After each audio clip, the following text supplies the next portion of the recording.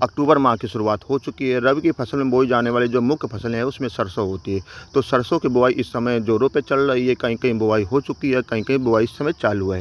यदि हम सरसों में अच्छे से खाद प्रबंधन करते हैं तो जो सरसों का उत्पादन होता है अच्छा देखने को मिलता है। तो आज की वीडियो हम जानेंगे सरसों की फसल में क्या खाद प्रबंधन करें जिससे सरसों का उत्पादन अधिक देखने मिले। तो आपको वीडियो पसंद आए तो इसे लाइक कीजिए, हमारे चैनल को सब्सक्राइब कीजिए। आते हैं अपने टॉपिक पर। सरसों की फसल में जो मुख्य पोषक तत्व होते हैं नाइट्रोजन, फास्फोरस और पोटाश, तो ये तो होते ही हैं। इसके साथ साथ जो द्वितीयक पोषक तत्व होता है सल्फर, उसकी मात्रा बहुत अधिक जरूरी होती है। यदि अपने सरसों की फसल में सल्फर की उचित मात्रा देते हैं तो जो सरसों का उत्पादन होगा अच्छा देखने को मिलेगा और साथ साथ जो तेल की मात्रा होती है वो भी अच्छी खासी देखने को मिलती है। तो अपने सरसों की फसल में हम सल्फर 3 प्रकार से दे सकते हैं। एक बुआई करते समय, दूसरा टॉप ड्रेसिंग में जो खड़ी फसल होती है उसमें टॉप ड्रेसिंग करके, और तीसरा स्प्रे के रूप में। इन तीनों तरीकों में सबसे जो अच्छा तरीका होता है, बुआई करते समय मिट्टी में हम सल्फर की मात्रा देते हैं तो हमारी फसल में सबसे अच्छा काम करती है।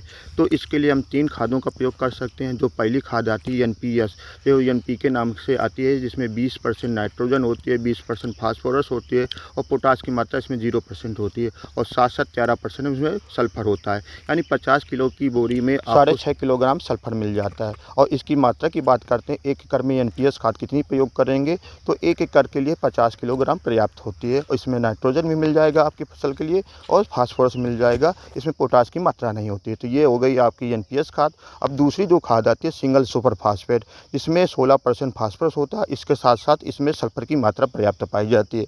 तो इसकी मात्रा की बात करते हैं, इसकी मात्रा आप 100 किलोग्राम प्रति एकड़ के हिसाब से प्रयोग करेंगे तो आपकी फसल में सल्फर भी मिल जाएगा और फास्फोरस मिल जाएगा। और नाइट्रोजन की पूर्ति के लिए आप यूरिया खाद का प्रयोग करेंगे, उसकी जो मात्रा रखेंगे 30 से 40 किलोग्राम प्रति एकड़।